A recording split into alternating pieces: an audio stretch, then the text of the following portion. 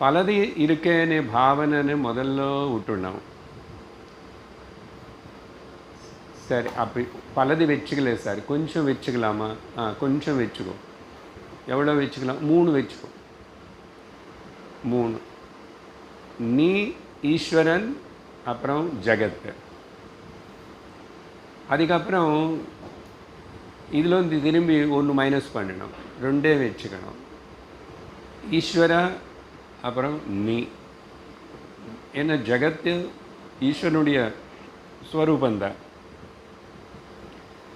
அதுக்கு பிறகு ஞானத்தினால நீ இல்லைன்னு உணரணும். அப்படி சொன்னால் நல்லது. ஜீவ ஈஸ்வரன், நீ ஈஸ்வர ஒன்றுன்னு சொன்னால் அது ஒரு மாதிரி இருக்கு. ஈஸ்வரன் தவிர